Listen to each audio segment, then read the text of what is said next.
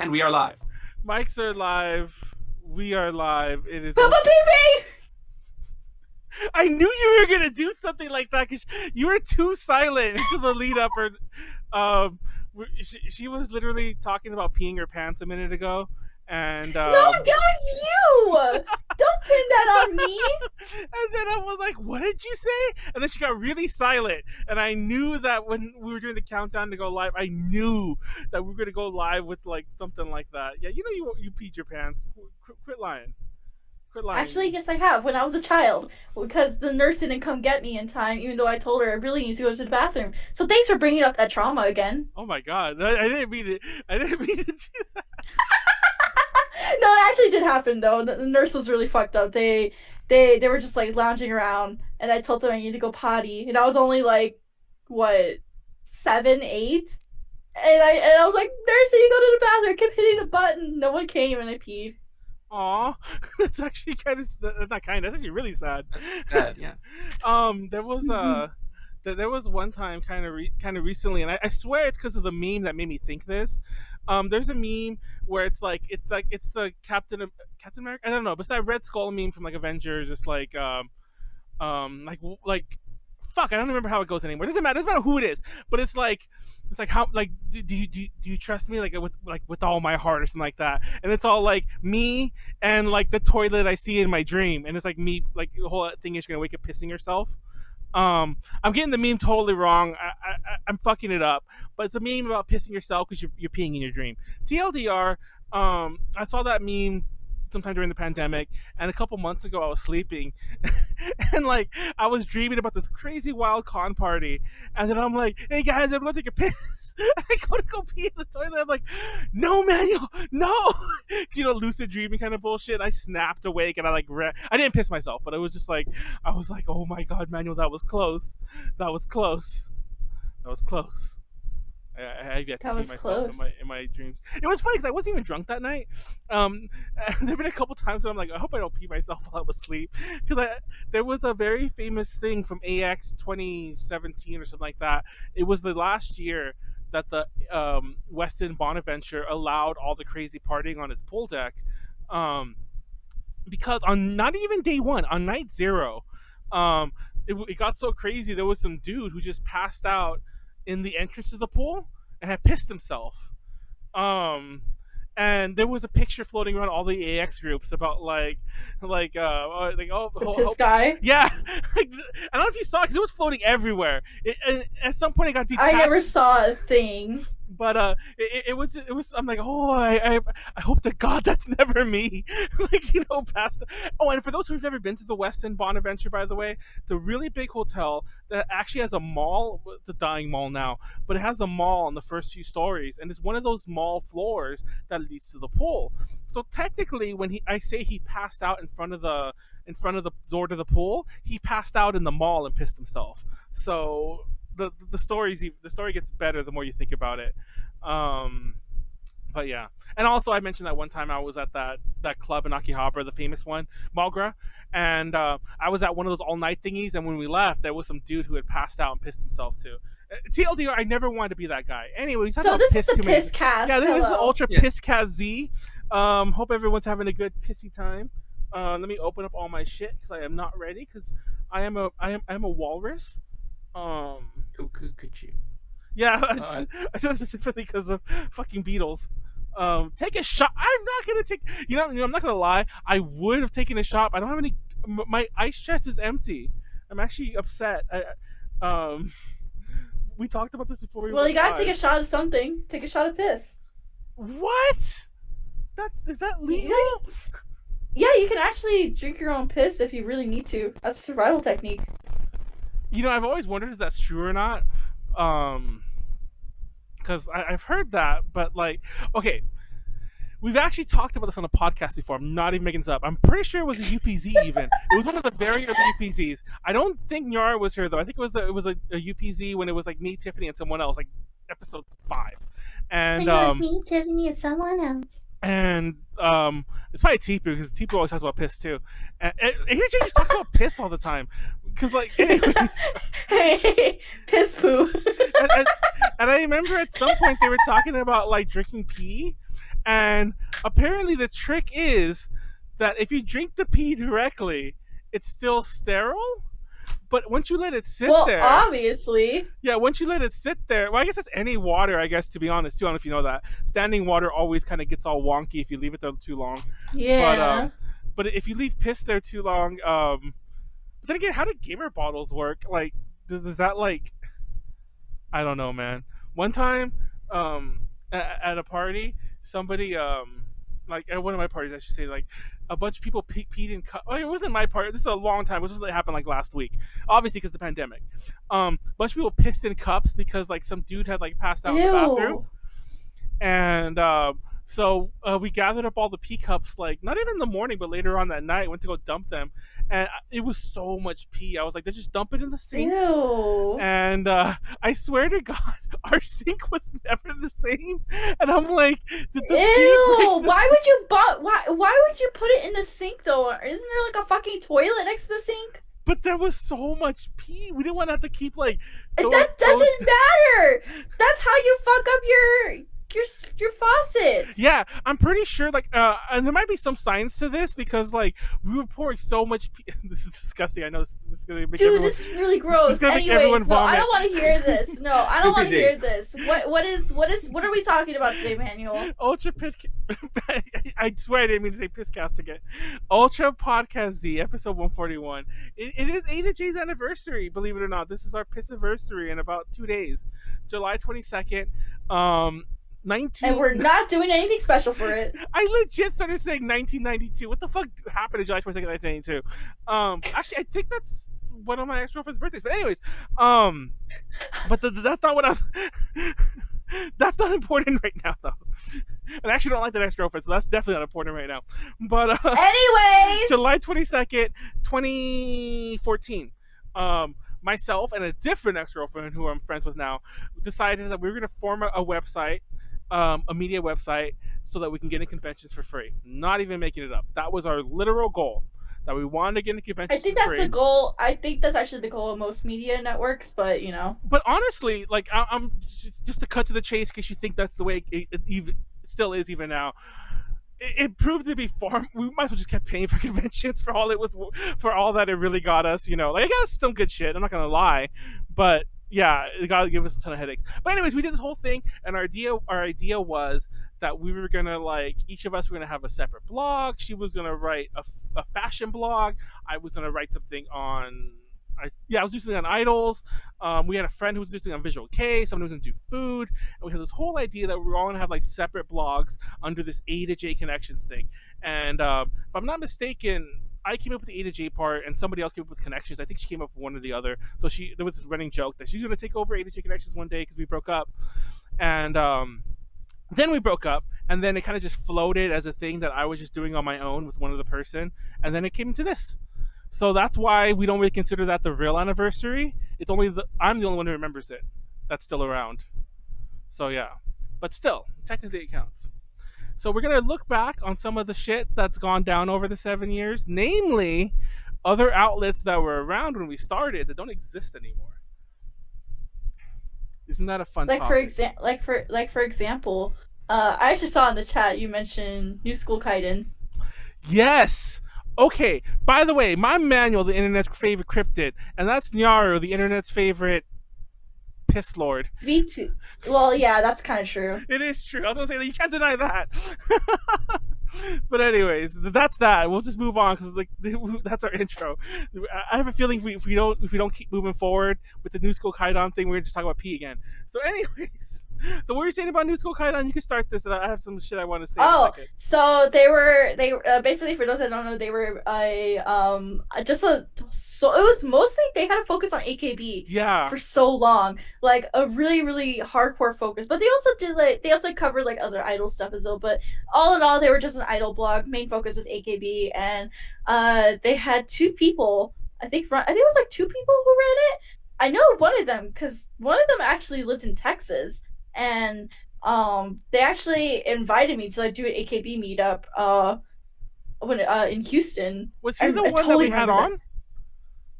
The really tall guy. Dave. Okay, David? I wasn't sure if you were gonna name him, but David. It was him. Yeah, it was him then. Yeah, It because he's was the one who lives him. in Texas. Huh. Yeah. Mm-hmm. Oh yeah, no, I remember that. We did do a podcast with them, and I was like talking about Whataburger or some shit. Yeah, exactly. But yeah, that existed for such a long time, and then I think they kind of stopped like around the time like I want to say like was it Korisu Fortune Cookie era of AKB, right? Because I remember they did a USA 48 like yes. Korisu Fortune Cookie cover. I remember that. Weren't you guys a part of it? We were. It's funny. We were, but pretty much everyone in the AKB48 SoCal fan club was in it in various forms. Yeah.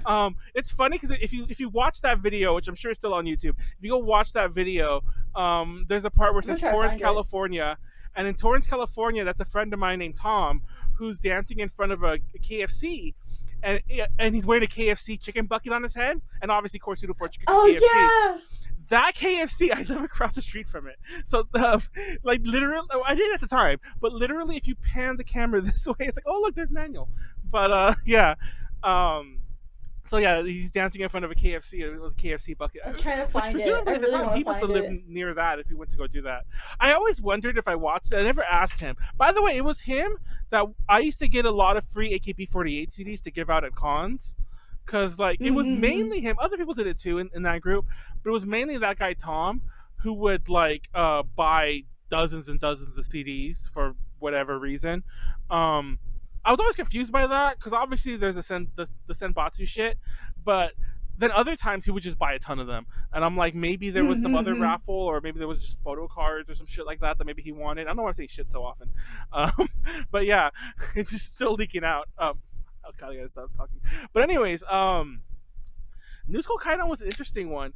I don't want to go too far into it, but technically our like arch nemesis outlet, which honestly it's all water the bridge these days. So I guess I could talk about it. It's not like it's this active hatred, or it ever kind of was, but it definitely really isn't anymore. But Doki Press actually formed out of NSK. Really? Yes. Like there was an NSK revival shortly after that, and then I guess it didn't go very well, because basically what ended up happening, the main Doki Press people joined to reinvigorate NSK, and then they just took the few good members who were still kind of like writing from NSK and then just formed Doki Press, which is a power move. I don't want to fault them on that, but that pretty much did sign like. And there was one other guy still writing for NSK for a while, and I used to keep running into him at events. Like I remember when we went to go see Maya Takeda live on Santa Monica Pier. I don't know why I said that's so weird. We went to go see her live in like 2018 when she was doing all those shows down there. He was there, and I think he was still writing for NSK. But the site's gone, and I'm so sad by that. And that's actually a running story we're going to go into a lot. These sites are gone. There's so much content lost. And I'm not sure how... By the way, how does the Wayback Machine work? Because apparently you can, like... There's some sites that aren't archived, but I'm like, how do they determine that? Like, don't go and look. But the A to J site is archived a lot. There's a lot of snapshots. And I'm like, I never signed up for. I never was like, hey, let's save a snapshot here. But there's some sites, and New School Kaidan's a good example, that have less than we did. And I'm like, how is this determined? How do they determine what's worth snapshotting? And there's some sites apparently by big name companies that just never get like archived. And I know you can request not to be. I don't know. That's an aside.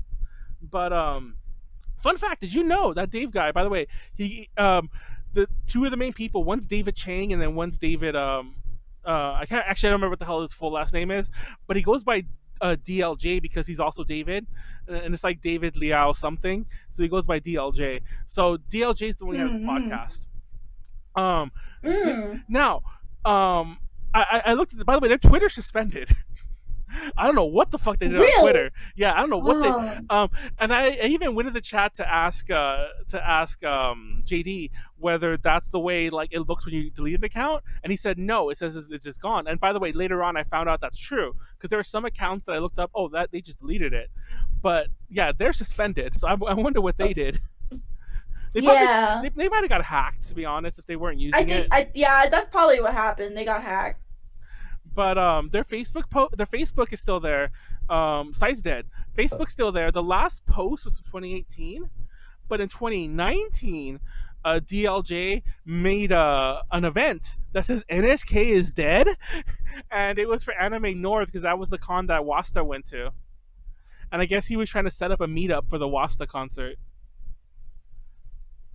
And Oh. yeah, and it's funny because like this is David from NSK. Is there still an idol scene in North America?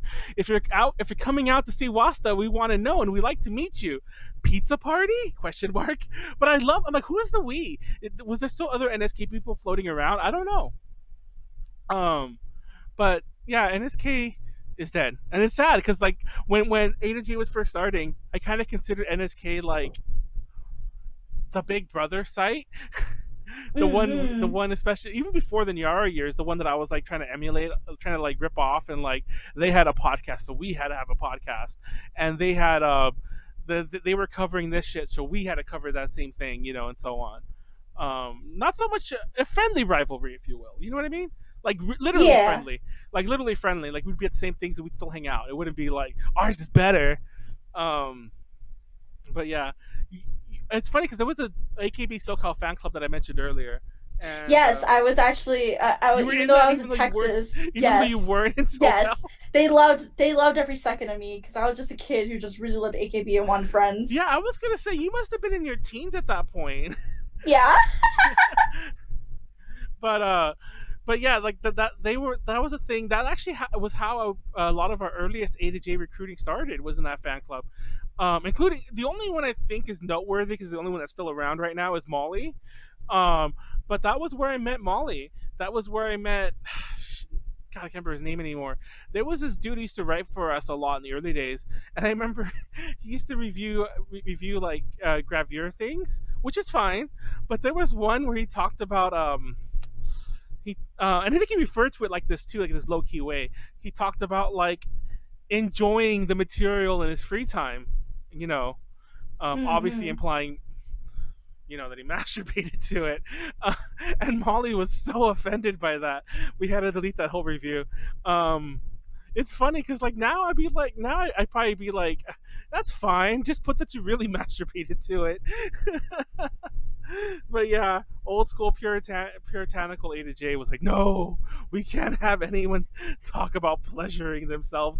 We don't know pleasure. What do you mean Naru is eternally 18? Are you eternally 18? I am. Yes, I am. You're not eternally 18. You're actually 1,000. Yeah, I am. I actually don't know how old Yeah. you are, so we'll just go for eternally 18. Um, Yeah, exactly. so anyway, NSK.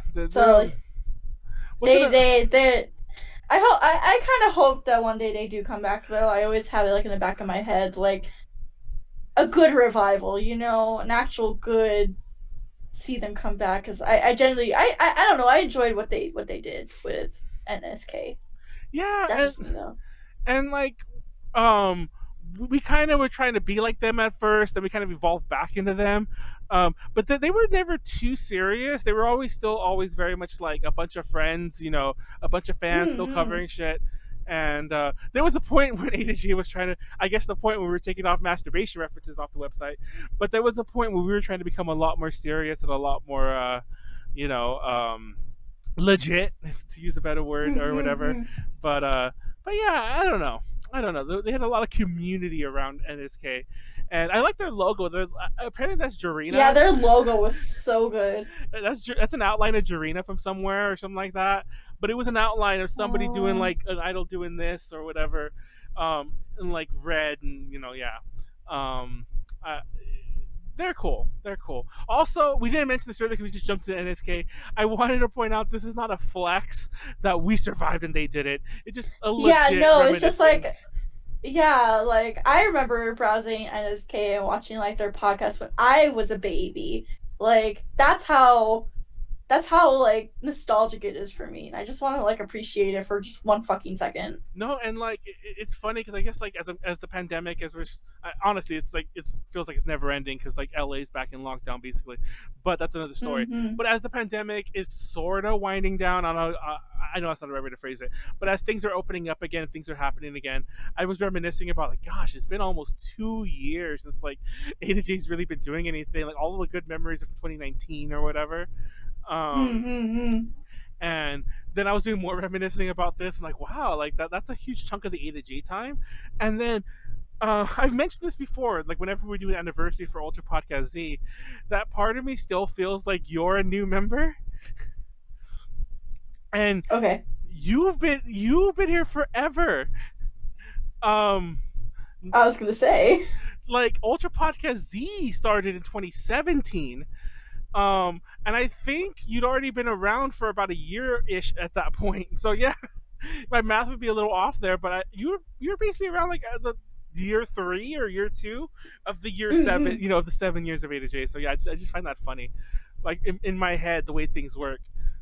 Callie does all this stuff for A to J, but she feels super new, but she's been around for like 2 years, shit like that. Anyways, and other outlets, I have a bunch of other shit. Oh, yes, Tiger. I'm the super new one, Manuel. Huh? Oh. They can hear me. I'm the super new one. Oh, you're the super new one. Yes, Tiger. Do you know anything about this on your end, Nyaru? No, I haven't even kept up with them in a while, honestly. That's the funny one, because Yes Tiger, for those who don't know, Yes Tiger, Britta was somebody we had was somebody we had on the podcast I loved her so long much. time ago. Yeah, she was awesome. That was one of my favorite podcast episodes. That was very early on, and she was the first person to do this. We used to have a much more detailed outline because like there'd be like basically, it wasn't a script, but there was a lot of shit written into the outline that we were going to say live. And I'd even give myself jokes, which I've always pointed out that Nyaru would still half the time. Fuck you, by the way, years later. I'm still mad about some of them. Like you would say a joke and it'd be like, haha, and we'd be like, Nyaru's so funny. I'm like, that was my joke. I wrote it like I was waiting for it.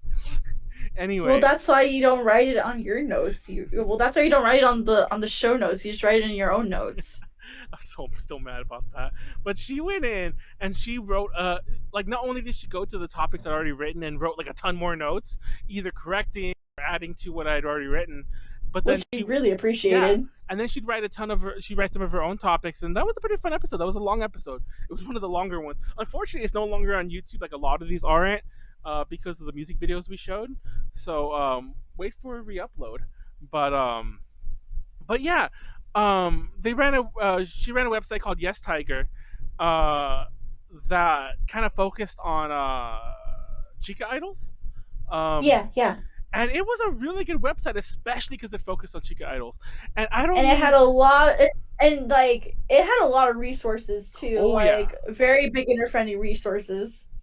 And like a lot of times when people think of a website that focuses on chica idols, they'll think like homicidals or like some of the all-title ones. She would cover some of the all-title stuff, but I mean chica idols. Like she would cover the idol group that's like this little farming town's idol group. You know what I mean? Like shit like that. Like I remember that was one of the groups she would talk about. Like, oh, this is the idol group of this city, and I'm like, who would even know about them outside of the city? Probably even Japan, they're not known. Or like other idol groups that necessarily wouldn't. They're not alt and they're not big, but they exist, and you know, and she wrote about them. Basically, it was a really good niche to fill. Apparently, she was writing it with someone else, and they moved away from Japan. I only know about this because of an update they put on the website during the pandemic.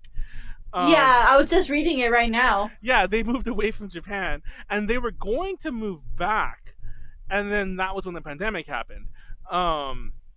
But they haven't posted anything since May 2019, and then they posted again in 2020 in May, which is the update that's on there that I just mentioned. But thankfully, their site's still around. That's the big thing. So I'm hoping they plan to come back.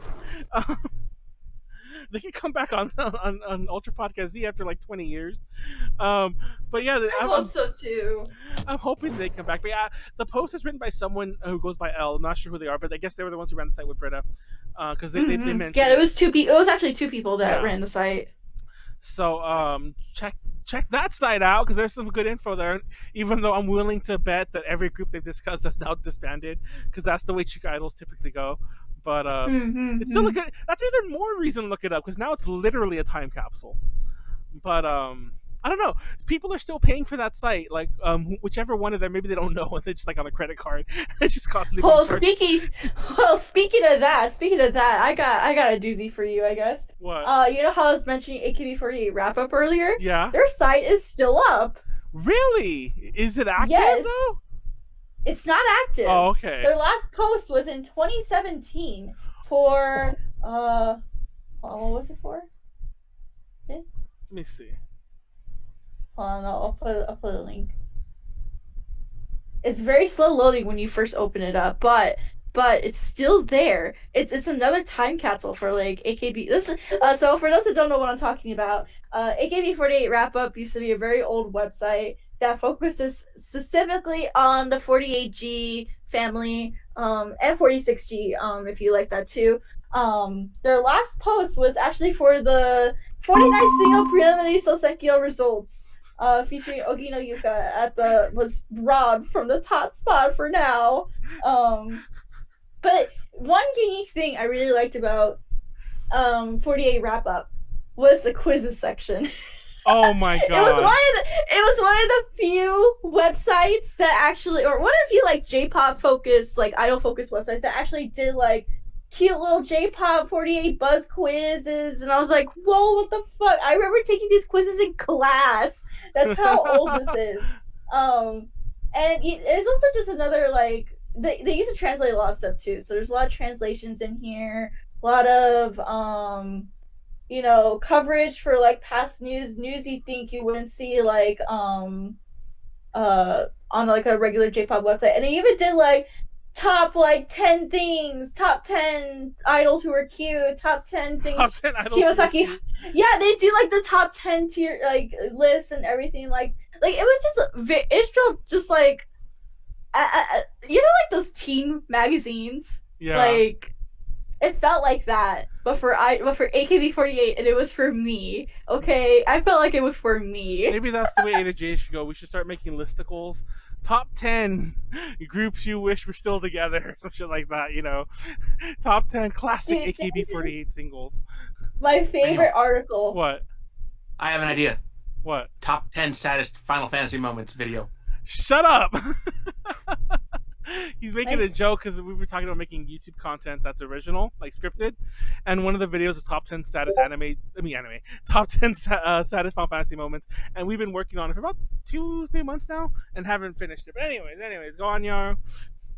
I would say one of my favorite articles was actually an article about Urashiga Anna, which is the Russian one from HKT48. And looking back at this, like, she's a completely different person now, but oh my god, it's literally, if you want a peek at AKB48 at its peak, I would say 48 Wrap Up is actually a really, really great, like, resource, actually. A peak of AKB48 at its peak. Yeah, like, seriously, they even covered, like, JKT48, a lot of JKT48 news, actually. Well, they were big. They won the Kids' Choice Award. Remember that? I voted. Okay, I actually VPN just to vote for that. They won the Kids' Choice Award or whatever. So yeah, there you go. By the way, for those watching on YouTube, depending on which audio source we use, I apologize if we ended up using mine, because when I clicked on the site, I got a virus warning. I still.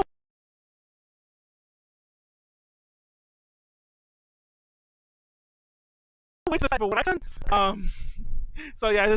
Why don't you have ad block? I don't know, but anyways, if anyone heard that, sorry, that wasn't there for warning nonsense. Yeah, I got a very loud. It almost deafened me. So sorry. I played one of AKB48 songs in high school for me. I don't know if you're joking or not. It was probably Koritsudo Fortune Cookie or Aitakata if it was one of them. What song did you play? Why did you go to a cool school? What school was this? I'm gonna look it up so he can went see to it. that's Jeeves kitchen cat soup right there. If I'm not mistaken, I don't know how much I'm doxing you, but I think you went to school in Hawaii, so that would totally explain everything. By the way, Oh, So, it yeah. was just, yeah, that makes sense. I doxed him, by the way. No, I'm just kidding. I don't know if I am or not, but he might not I have. hope you're okay over there. Well, I don't think he's in Hawaii right now. Oh, okay. Definitely not in bad Hawaii over there, right now. that's I'm just why. saying, yeah. But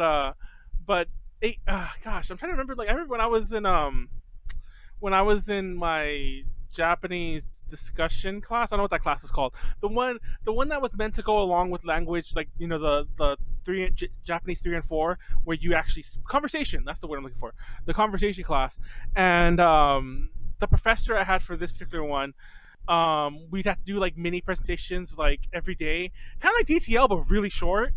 And not me, by the way. Somebody else did one on AKB48, and they couldn't get the song to work. And the professor really wanted to show like AKB48, so they put on of course you do Fortune Cookie. And I just remember everybody loved it, and like yeah. And I was surprised how people hadn't heard it before. I'm like, what's up, Japan? Yeah. Can you hear it? Yes, exactly. And that's the funniest part because it starts with that dude. It's like, what the hell? But also, I remember my Japanese professor, my J1, J2 professor, she was the one, she loved AKB48, and she was telling us all about like, so I think she would like teach us certain lessons based on AKB48 lyrics. I already knew this before. That's so cute. Yeah, I already knew this before because somewhere I'd heard it. But she taught us about what heavy rotation means. That like heavy rotation. For those who don't know, I've mentioned this many a time. I'm sure Nyaru knows. Heavy rotation means like something you like and use frequently. So like you have a favorite like purse, like a song. It's mostly referring to a song. Like you put this song on heavy rotation. And that's actually where the term that's what the term specifically refers to. Like it's in rotation. Because like I think that loses some context, especially when you watch that video for heavy rotation, the very infamous one. Everyone thinks it's about sex and it's all a sexual innuendo. And I'm like, have you read the lyrics? I don't think that they have that much of a grasp on like doing the English language pun. Yeah. But that video was pretty insane. That was no, we're talking about AKB48. We missed AKB48. Yumi Kami's doing great. I keep looking up Yumi Kami things. She did a new song recently, and I love it. She has a new MV. It came out about a month ago. We don't talk about MVs anymore, but I almost wanted to just for that one. I think we didn't have an episode that week, so it didn't happen. But anyways, that was a good snapshot. I guess speaking of like AKB48, we can go on the other end of the spectrum for Hello Project. Okay, like every Hello Project site's gone. Yeah, that's the thing though. It's funny how a lot of AKB things have been preserved, but on the opposite end of the spectrum with Hello Project, nothing is left. Yeah. Now the sad thing is, a lot of them used to be run like blogspotty type blogs, and so many of them are gone. I used to have a whole series of bookmarks based on HP things. Yeah, and so did I. Some of them were still active when AKB48 started. Some of them were still active when A to J started, and I used to go to them every so often to like to get news, not to like plagiarize, but to learn things. Like that I did, that were easy to. When I was still learning Japanese, I was like, oh, let me go in there and like see what's going down that hasn't really broken yet. And as time went on, so many was shut down. And then as we moved on from doing just like idol stuff, and I wasn't doing all the idol writing anymore for sure, whatever. Then about 2018, I'm like, let me see how many of these sites are still up. So I like clicked on the bookmarky folder, and I'm like, open in all tabs, and like all of them are gone. Like what the fuck? There were sites dedicated to idols I used to love. There was a site dedicated to Kusumika Haru.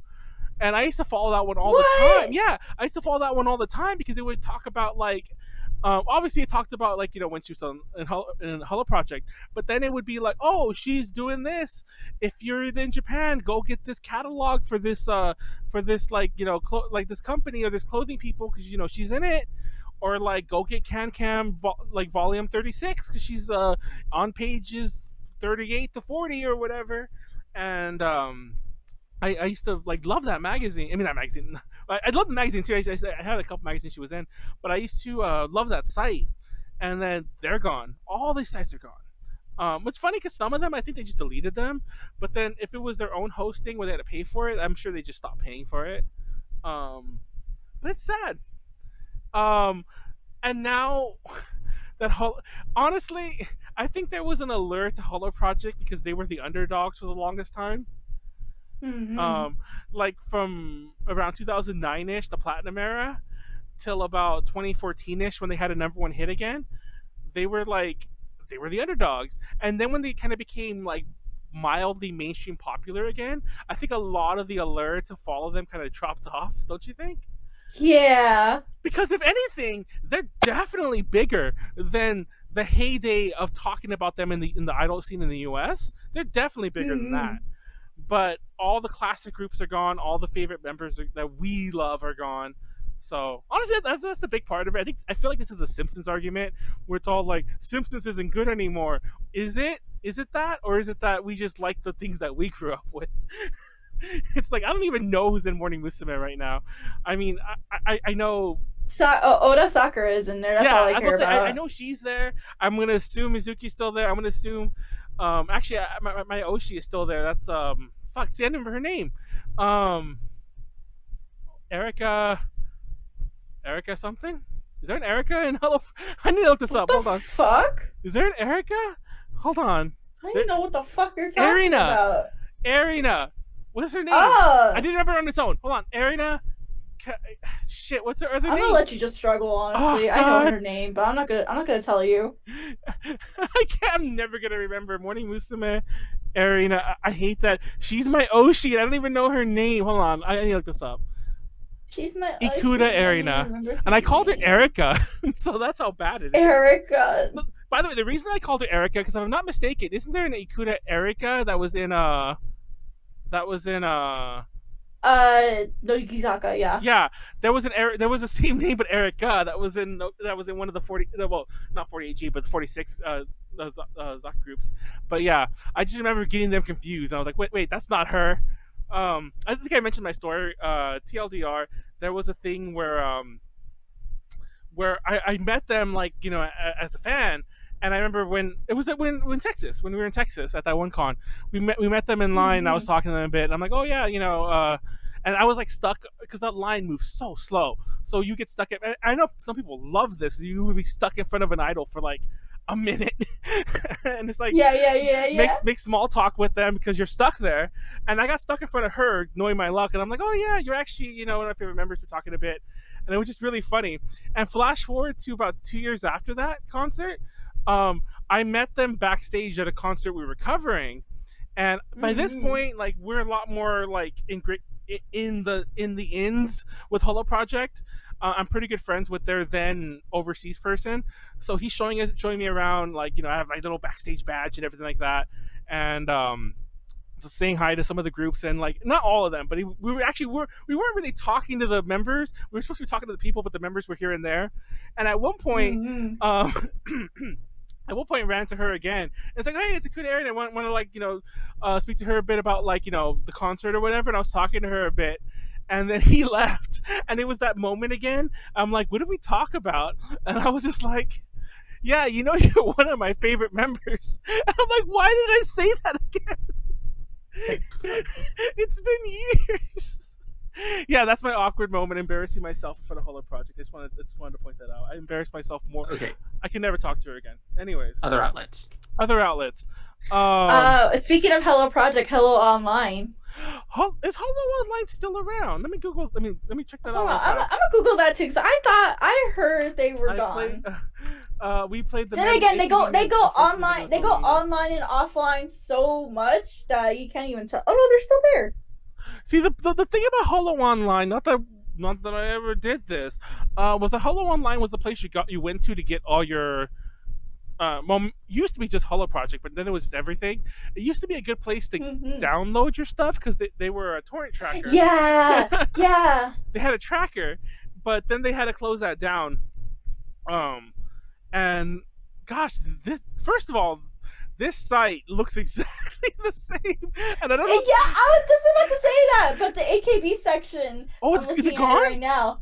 No, it's still there, but it hasn't been updated since January 2019 with Jiwaru Days. Oh wow, that's a long time ago. But yeah, Hold on. I don't know if this is a good or a What is bad the thing. most recent? But What is the most site's recent exactly post? the same. The most recent post is from the 16th of this month. So there's someone. I'm talking about AKB. Oh, Oh my AKB. god, it's been since May. Now I remember back in the day, the forums. Where are even the forums? I can't even look at forums anymore. Forums are so old school. The forums I is where love shit forums really still, went honestly. down. Yeah, the forums are. They're still kind of active. Yeah, actually, they are active. No, never mind. They are very much active. A lot of these still have like posts from yesterday. Actually, I think nobody's posted today. I think at all. Um, we could be the first ones. Am I logged in still? No, I'm not logged in. Of course, I'm not.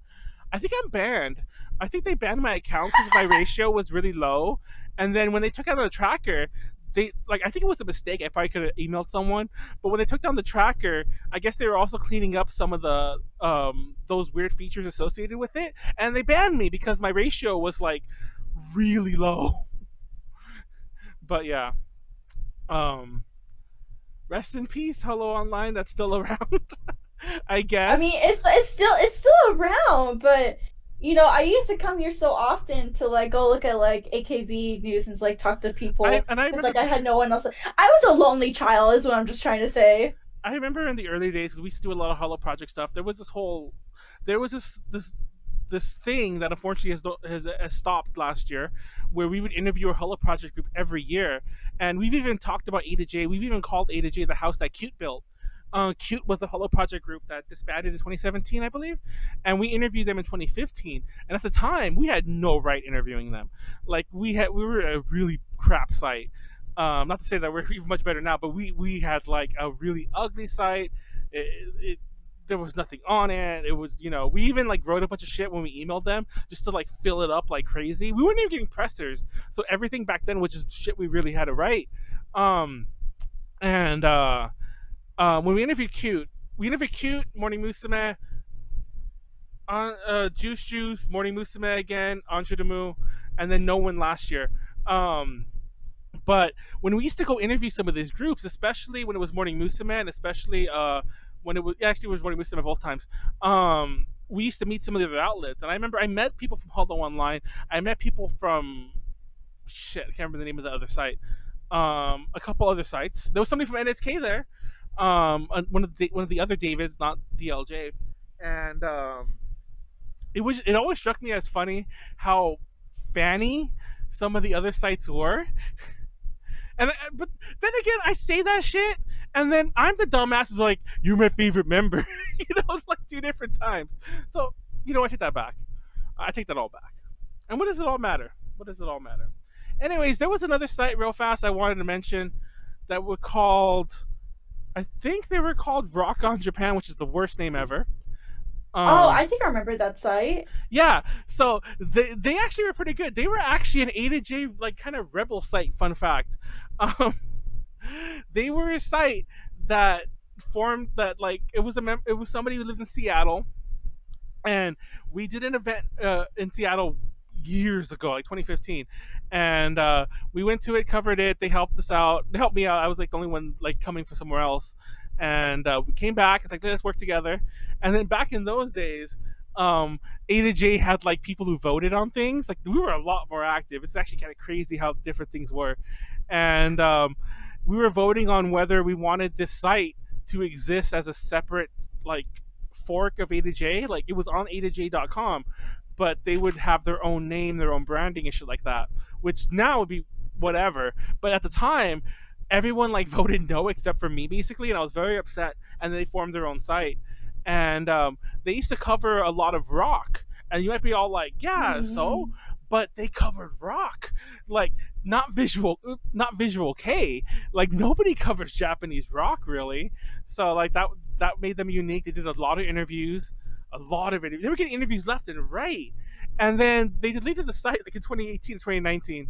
I know this because I used to have them listed on. Yeah, I think you did know them. I think we had somebody on the podcast too. But anyways, they used to always be listed on the friends and affiliates on the A to J Connections website. And then one day I was updating those to make sure all the links were still working, and theirs was dead. And they're like, "Oh yeah, I got expensive, so I shut down the site." All those interviews, all that content, just gone off the internet. It just saddens me. It's so sad. But yeah, that'll never happen to AJ. If give us money so we can keep this. Honestly, no, sites are expensive. Donate to us if you can. If not, I'll figure out a way to still pay for it. But yeah, it would be nice. But yeah, because some people I guess just don't want to pay the extra few $100. I think Janet has been paying to park some of the A to J adjacent domains because when we got bigger, I think somebody took one of them. I forgot. I don't want to name what they are because I don't want anyone to like think of more and start hijacking them. But basically, A to J Connections is always weird because it's A-TO-J Connections. We made a decision very early on to keep those two dashes as part of the URL, whereas most people would have just put A to J as one word. I really wish we'd done that, but I really wish y'all did that. Yes, you know how much easier it would be to find us if we did that. But very early on, somebody hijacked one of them, and honestly, I don't remember which one it is anyway. But I wouldn't name it even if it was to probably give you a virus. But somebody not hijacked, but like what's the word when like basically a site, like not a site, but a company will buy a domain and basically hold it ransom, knowing that we might want it one day. Squatting? Huh? Squatting. There you go. Like squatting or poaching.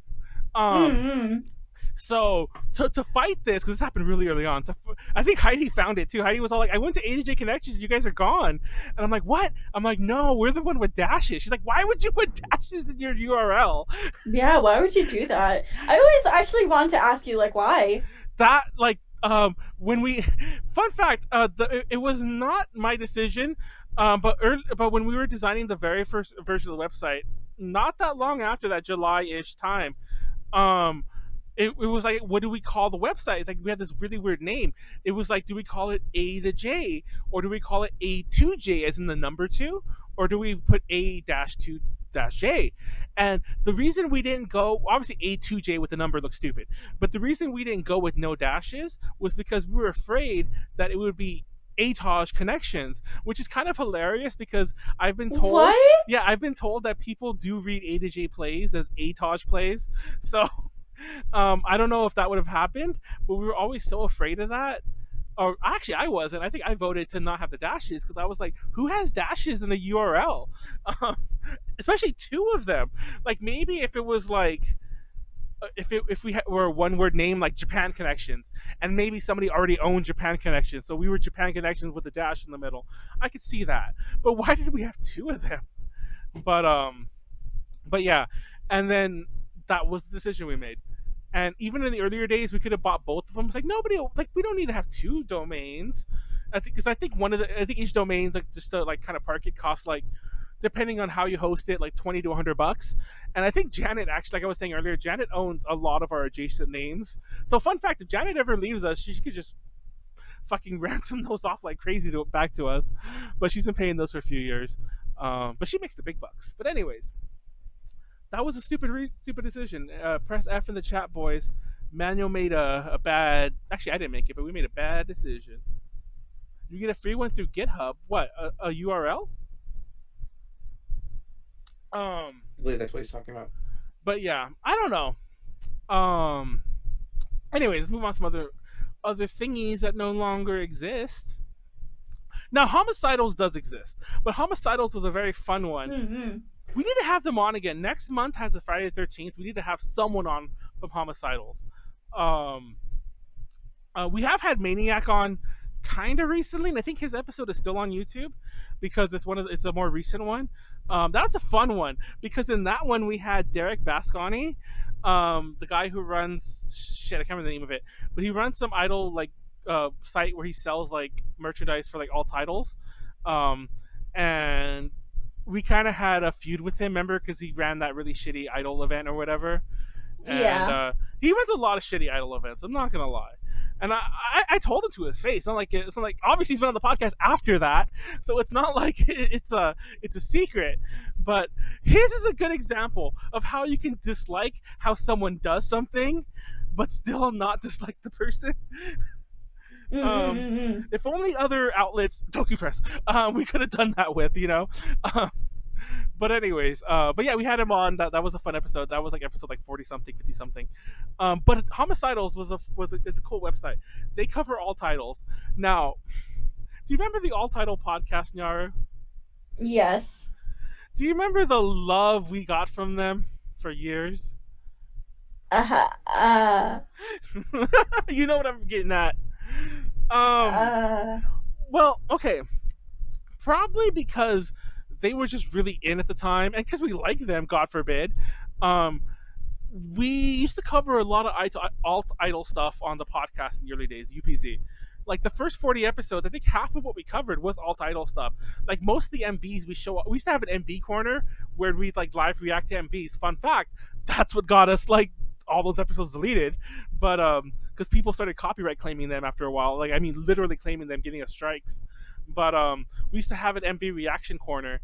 And most of those were all title things. Like we do like Bish, we do Juju, not Juice, but that group Juju, and Common Joshi, tons of other groups. I can't remember them off the top of my head. But because we weren't always glowing in our praise of all titles, and we'd occasionally say, I don't like this song, I don't like this group, oh, they're really pandering, oh, this group, because you get to be a very genericness of some of these alt titles. The alt idol fandom hated us after a while. Remember that? Remember those days? I remember that. We used to get they're all gone, so I can't prove it to you guys to show you guys. Most of them were boomers too. That's the funny thing. That we used to call I feel bad because technically the guy who runs Homicidals is one of them, but we used to call, what was it, the dad fan? I forgot the word you came like you used to say, where basically forgot to. It'd be this you get this middle-aged like dad guy who would be like just discovering all titles, and there was a bit of weirdness with some of that, but most of them were just like old metalheads who were just going to all title concerts. And I mean like literally old metalheads, like people who probably grew up like going to Venom and classic Metallica concerts, and now they're like following Bish and Baby Metal and shit like that, which is fine. I'm not really ragging on them, but they were kind of annoying online because they were also boomers. And I remember like our podcast, those days, we used to get dislike bombed. Remember that? Remember when we get dislike bombed? That was so weird to have that happen.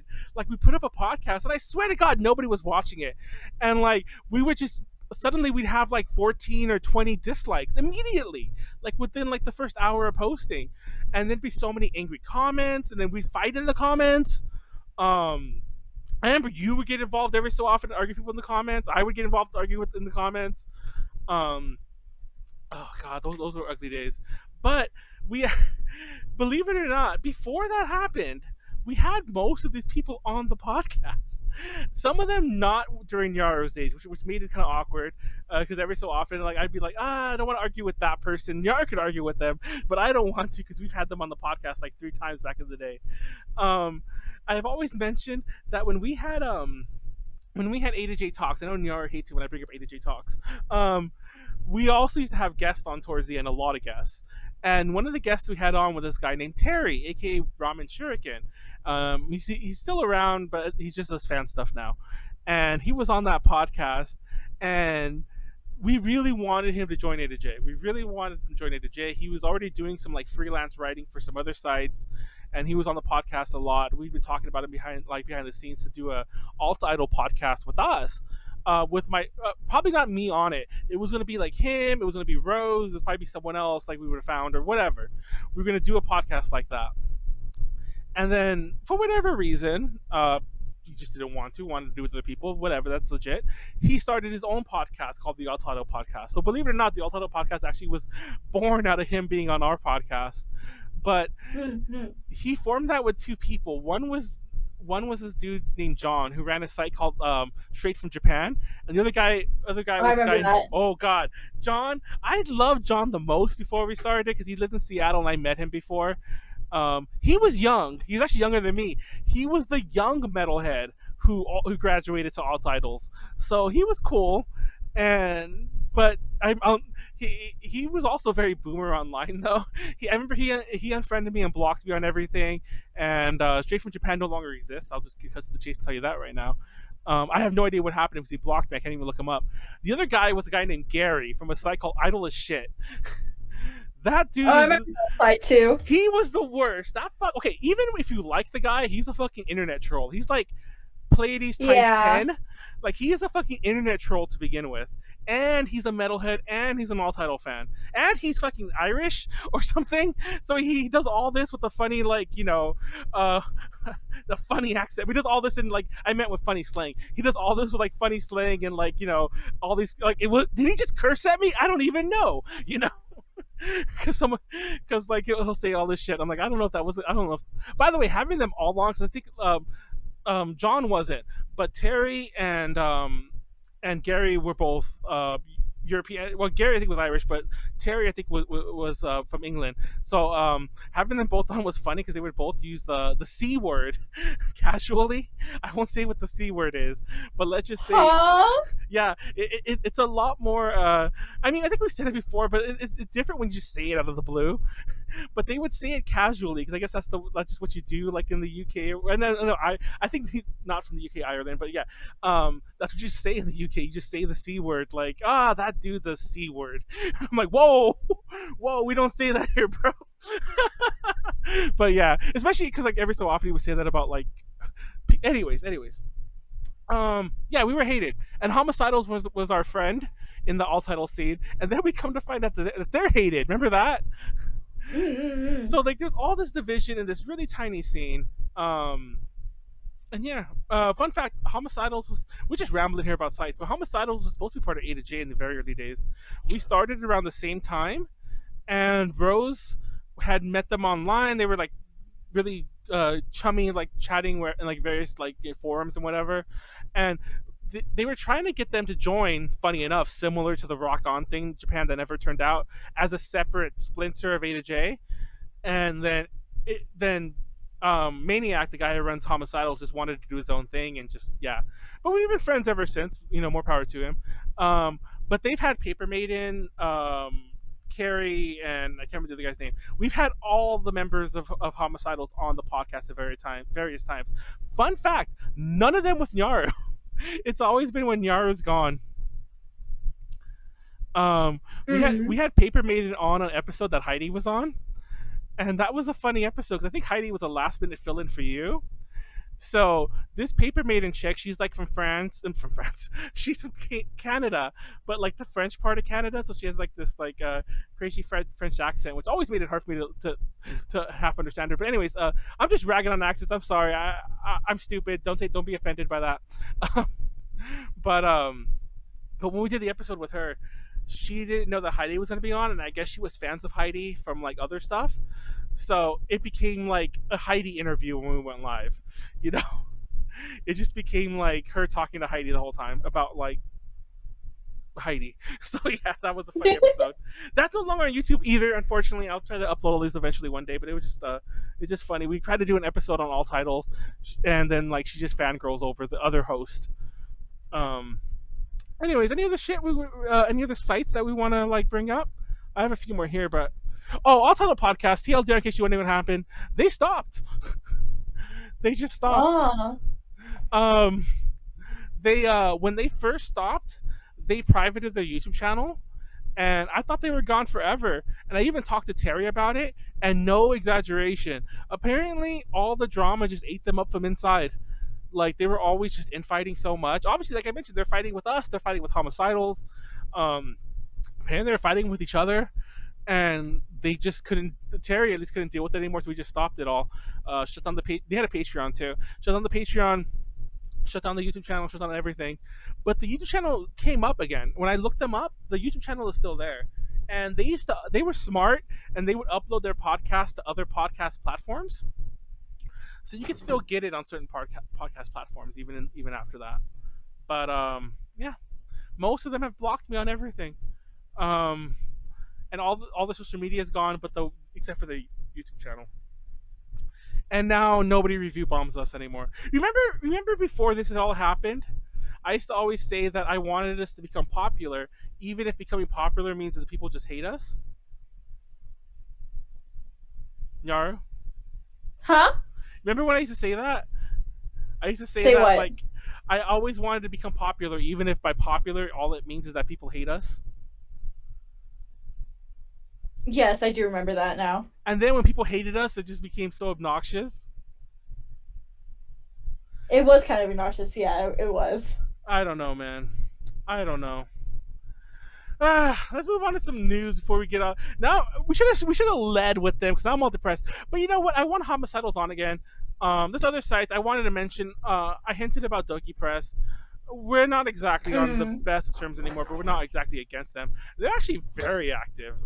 Not on social media, but they're very active online in general on their site, which I found interesting to note.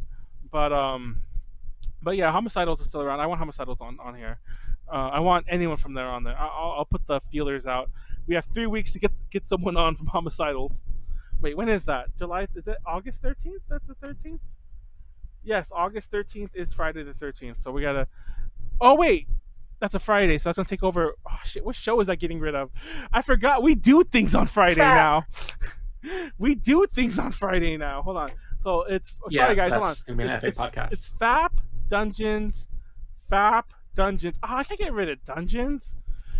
Yeah, you can. You could go a week without Dungeons. We'll see what happens. I go a whole month without doing my campaign. Okay. Wait, do you play Dungeons and Dragons? Well, not really. I play once a month apparently. Yeah, Vampire Masquerade. Oh, you play that as you play the RPG.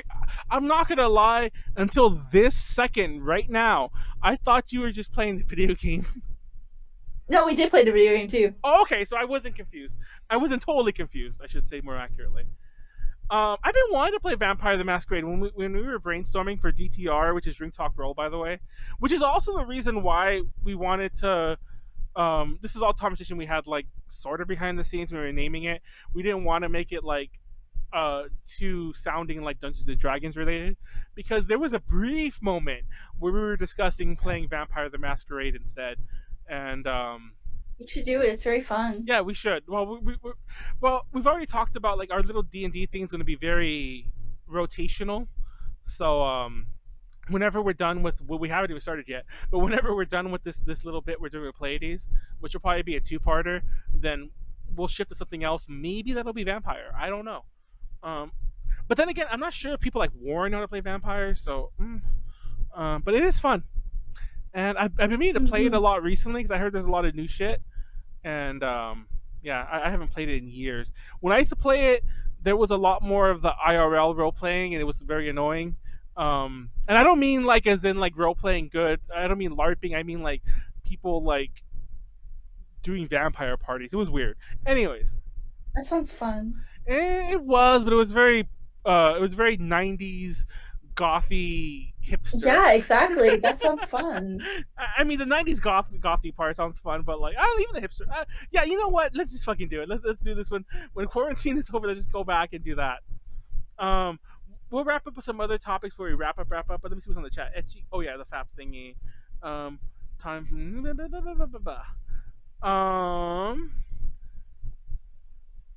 Didn't miss much. I'm reading some of the chat to see what KCS said. Anyway, Nyaru, did you see that there is a new Steam Deck thing that's kind of going to be like the Switch competitor? Huh? Steam. You know what Steam is, right? Yeah, I know Steam. I use it every day. I was just being an ass by that. Steam is coming out with the handheld. It's called the Steam Deck. Technically Valve who makes Steam, but yes. So yeah, what you're telling me is that Valve has its own console and it's a Switch. Yes. Now, okay, we're coming back to that. Fun fact: when they dropped the trailer, it was the same day as and they also dropped pre-orders the same day. It was also the same day when you could start pre-ordering the Switch OLED model, and then it was also the same day that Elgato dropped pre-orders or announced the Stream Deck. Yeah, the Stream Deck. For those who don't know what a Stream Deck is, a Stream Deck is like this. I actually don't have it plugged in right now. I just lifted it up and show you. It's this like these buttons that you could like program to do certain things. You know, like it's actually it's actually really cool. My computer can no longer run it with everything else if I'm like streaming as well, though, which defeats the whole purpose, I know. But yeah, it's really cool. It's like having a cell phone and have actually little function keys off to the side. But it's funny because everyone's all like, "Oh, this is gonna be the Switch killer. It's a Switch killer," but it costs $400, and it's tiered, as in like the $400 is the base model. And I feel, first of all, I know for a fact that no one who's reviewing it right now, like all these big tech companies or tech magazines or whatever that are reviewing it right now. By the way, did you know that magazine also refers to things that aren't just print? I just found that out a couple weeks ago. But anyway. Yeah, like gun magazines. How did you? Oh, well, that too. I didn't even think about that. That definitely was... I'll be right back. Oh, god damn it, Nyaru. Okay, well, anyways, magazine apparently can also refer... Let me real fast Google what the definition of the word magazine is. All right, I'll be here while she's gone, so you'll have someone to talk to keep dead air away. Magazine. A magazine is a period. See, the Wikipedia definition says that it's like a printed publication. Because apparently a magazine can refer to a lot of things. Okay, yeah. There are some that are... Apparently, a periodical publication, but a magazine could also refer to a TV show or an online publication or anything like that. So my point is, it's like I just wanted. Why was I talking about this? Anyways, tech magazines. I said the word magazines, and I wanted to say that I was using it correctly. Anyways, yeah. Well, did you know that the $400 model is basically shit? I didn't know if it was that bad. I knew it was just like the least amount of space of it. The one, well, not only that, but there's a lot of other like little techie things, like not techie things, but like it doesn't have the anti-glare screen for starters. There's a couple other little things that it doesn't have. The one you really would want, the only one that looks decent is the highest model. I know that's an obvious thing, but the highest model is like 600 and something. And I'm like, you can buy a fucking laptop for that. Like, why buy the Steam? And not only that, but I know that they're kind of angling this more towards like the first-person shooter crowd, or like shit like, you know, like Fortnite players or some. But then again, you can play Fortnite on fucking almost anything. But you can play it on your phone. But what's I gonna get here? But how are you gonna play like a visual novel on that? How is, you know? There's all these other little things. I'm like, I don't see how you could play like an RTS with that. And then they're like, oh, you can play plug your in mom with that. Well, that too. But my point is, I'm sure it'll sell. It's already sold a ton of copies, pre-orders. But there's no way get that website definition. Yeah, there's no way that it's gonna like be a Switch killer. Nice deal. Yeah. Nice diss. Thank you. Actually, and one of the other things is that it might not have the battery life, because it says if you're running at like max settings, it's 2 hours maybe. Oh yeah. So I just find that funny. People like it's just a cheap. I feel like that system is, you know, like the fake ass like Nintendo DS or like the fake Switch. It really feels like that. By the way, what this reminded me, and also it's not the Switch because the controllers don't come off. It doesn't. It plugs into a monitor, but not the same way. And there's no Nintendo games on it. But also, whatever happened to the Alienware one that got announced like a year and a half ago or wherever long ago? What happened? There was an Alienware one. Yeah, and I think it came out. See, that's my point. That's my point. They made all this huge hubbub when they get announced, but then when they come out, it's all like, yeah, quiet. It's like, and all these early adopters just stuck with this tech that's like already not degrading, like it's like falling apart, but that's like probably can't play anything. Is you're like, you have a Switch, but you don't have the Nintendo. You don't have the closed ecosystem that you make, like, you know, certain console-ish games on it. So I don't know. I just find it. I just think it's weird, and there's a lot. I think there's a lot of people going to just blow money for no good reason. But then again, it'll sell well. I would want one if I had money to waste. I definitely won't buy one. Anyways, now it's funny because you put this in our little notes right here, JD, that Sony urges PSN users to set up two-factor verification after accounts get hacked. Do you use PSN, Nyaru? No, my dad does, and he always gets hacked. Dude, I got hacked recently.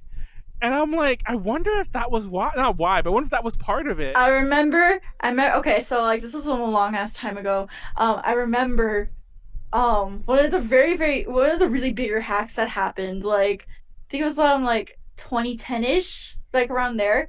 I remember my dad had to stay on the phone the whole fucking day just to reach someone because of a hacking situation, because he got hacked really, really badly. Dude. Because of the PSN stuff.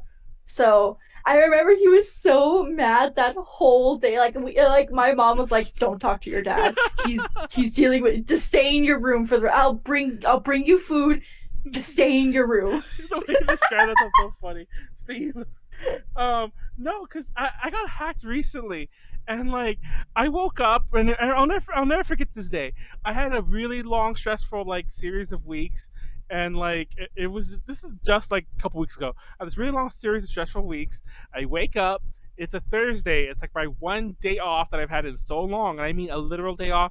I don't have a stream. I don't have actual work. I don't have plans. I don't even want to go outside. I'm gonna stay home, order a pizza, like, you know, drink a bunch of soda and some iced tea or whatever, and just chill. And I wake up and I see an email that like my email's been changed from my Sony account, and I'm like, this is spam. I open it, I'm like, this is spam. It even looked like spam. But then the way you could really tell when it's spam or not is to obviously look at the sender. And I'm like, wait, this is in 127 dash we're gonna steal your money somewhere from India .com.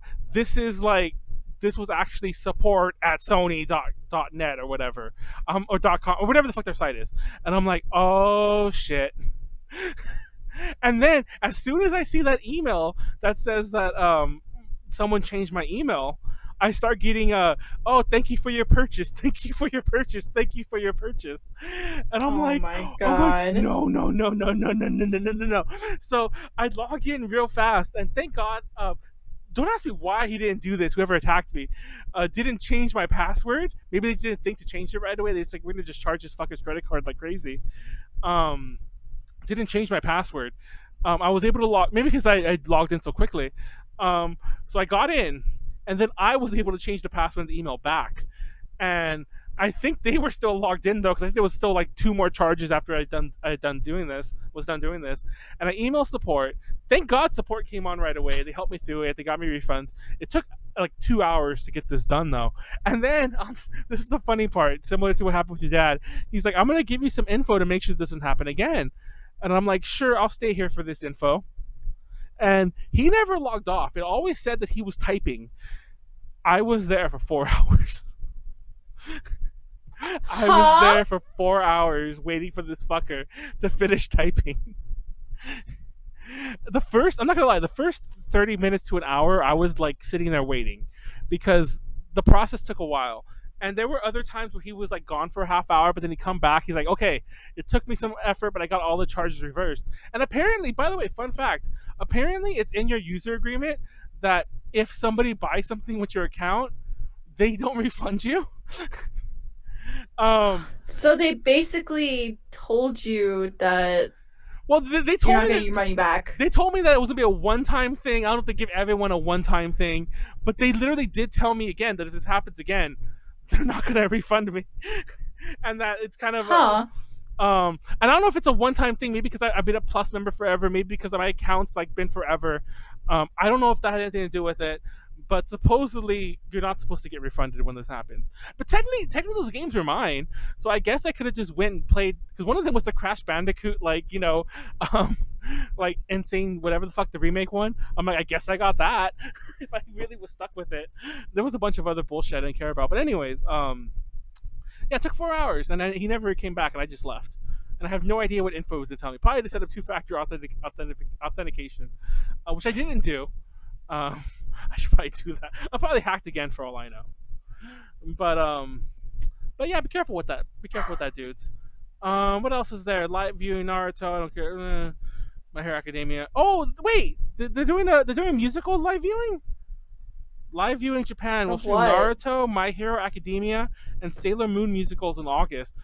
Are those Sailor Moon musicals? Because that's kind of cool. Yeah. Well, the newest one is the one with Nokisaka 46. Oh. And then technically, the most recent one is the ice skating one that they did. I remember. They were also at a different. I hear Yoshi again yapping in the background. Don't worry, Yoshi. We only got like a bit more to go, bro. Please hurry. But He needs my attention. I remember the Sailor Mew people were at that Texas convention another year. The year Morning Musume wasn't. Last year I went to that one, but yeah, for reasons I'm not gonna get into here. But yeah, that was kind of cool though. I do know that like we filmed it, and we filmed it with 2 cameras. Actually, we filmed it with 3 cameras, and I was always gonna do an edit because they said we could. By the way, fun fact: there's another Sailor Moon musical that we went to the debut in Japan. We're actually really good friends with the musical people for a brief moment. I think, as far as I know, we still are. We just never really kept talking to them. But we covered a couple events. But there was one musical we went to the debut for, and for a lot of press nonsense in Japan, we were the only outlet there. Because they had to cancel and change the date because the actors got sick. But I guess how prim and proper all the other media outlets are in Japan, they couldn't send anyone else the new date. But we just sent someone else. So we covered it, and they let us put a video up that like got us so many views, so many people stealing it too. But we got so many views, so many subs and everything like that. But we also put up the performance we did at that one convention, and to this day, everyone comments on that performance that how the performers are fine, but the super titles, which by the way are the subtitles that show up on the screen behind them, are out of sync and everything's wrong production wise, like otherwise. And I'm like, yeah, the con shit. Like they would press. What do you expect? Yeah, they would press play like 30 seconds late and expect the actresses to catch up. So yeah, oops.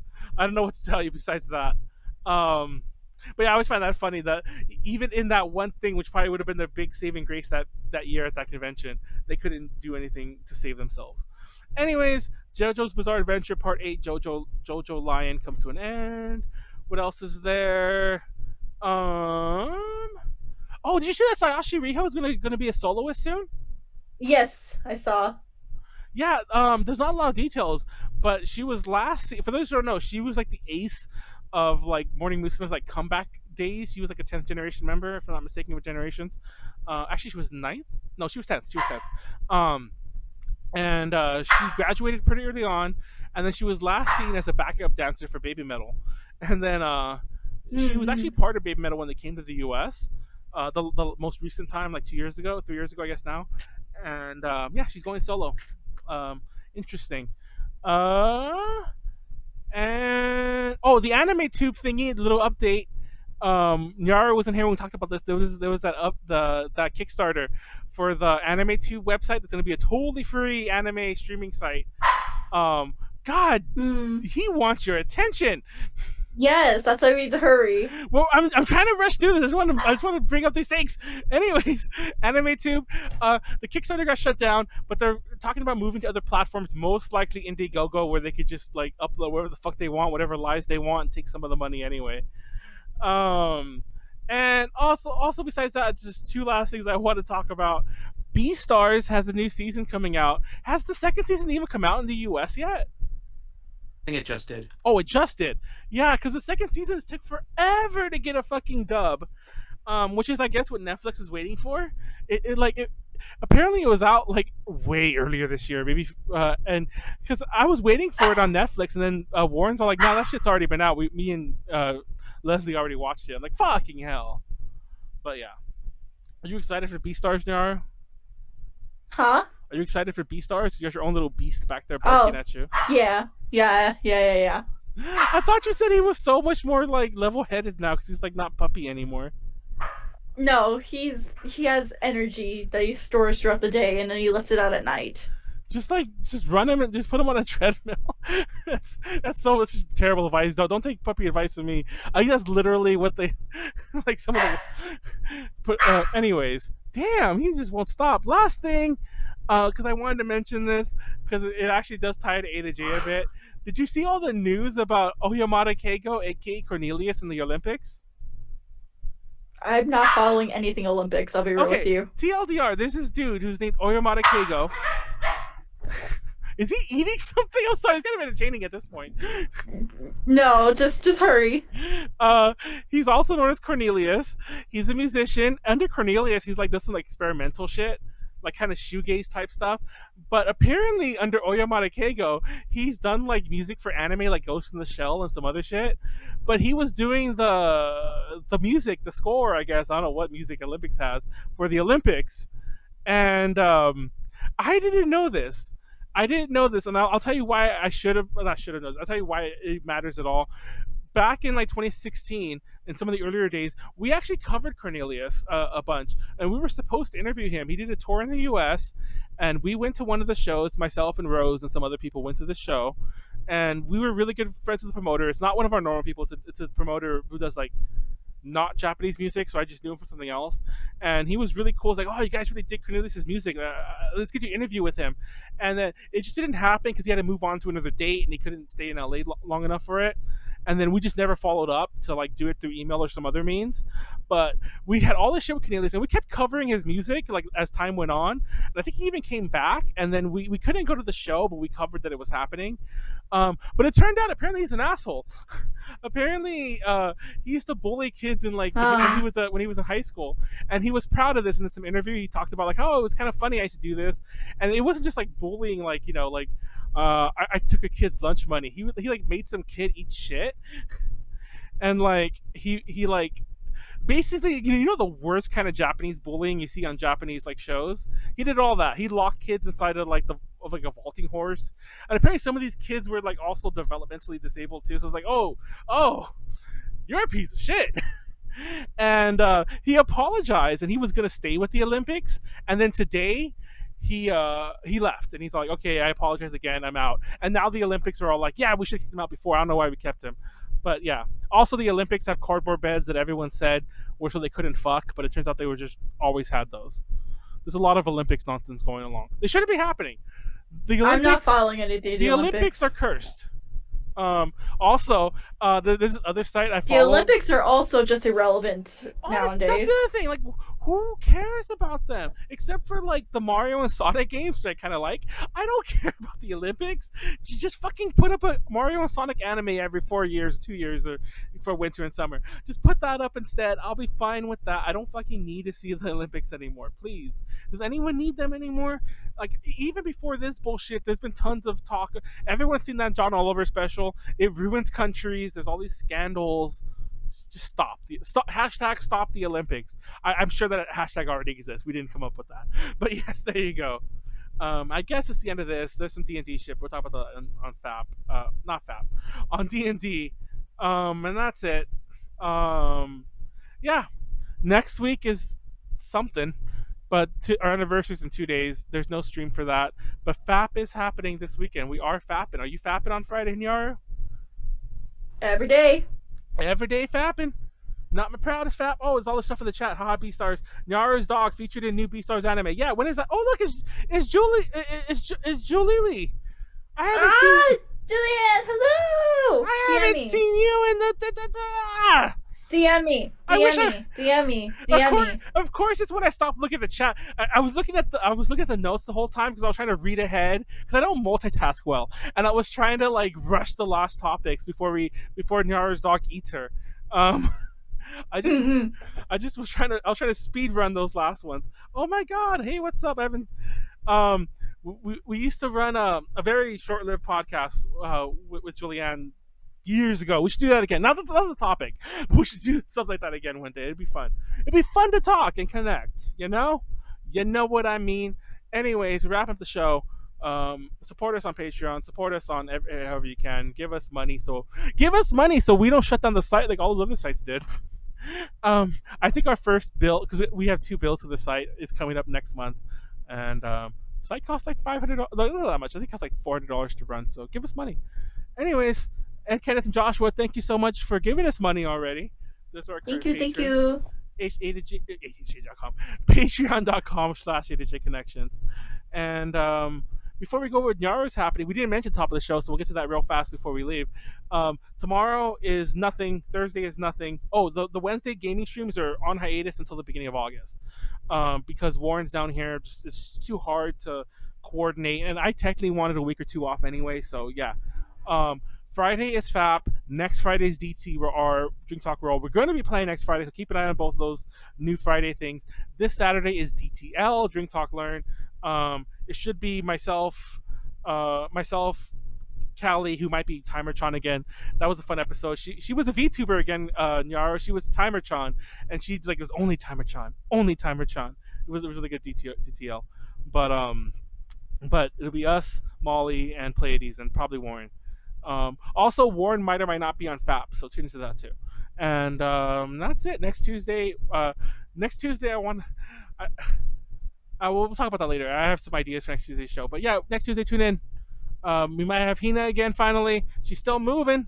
And you know what? Maybe I should stop barking up the Hina tree and just ask someone else. That's an idea. Anyways, Nyaru, what's new with you? What's upcoming with Nyaru? So I'm actually going to be in an event this weekend for Hyper Japan Online, which is one of the UK's biggest anime cons. And Esper's going to be doing a panel, but fucking early in the morning. I think it was like 8 a.m. PT. Reasonable for UK people, but not reasonable for us, of course. We're going to be doing a little introduction panel to Espro with all the members. So if y'all want to come check us out, I'll have more info posted, I think, on Friday, or I think they already posted it, actually. So Manuel will provide info if it comes out before then. So, yep. That's it for me.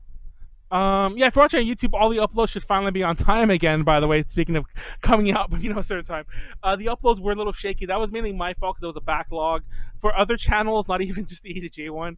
And it's all sorted out. Everything's back to normal. Tomorrow, well, by the time you're watching this, not tomorrow, but if you're watching this live, tomorrow the DTL will be on YouTube. Slightly edited because I got really drunk. And I edited some of my long rants. And on Friday will be the UPZ. And Thursday will be the UPZ, sorry. And you will see everything on time from there on. Anyways, that's our show. Thank you so much for watching. Thank you, JD, for hosting. Thank you, Nyaru, for not canceling 10 minutes before we started. And thank you, Yoshi, for finally stop barking right when we're leaving. It's like he did it on purpose. No, I have my mic mute for a while. Oh, okay, so that's why. Okay, so thank you, Yoshi, for being a Yoshi. And there you go. Good night. Thank you for watching. Take care of yourselves. Be safe and get a vaccine. Bye. Good night. Yes. Good night. Good night.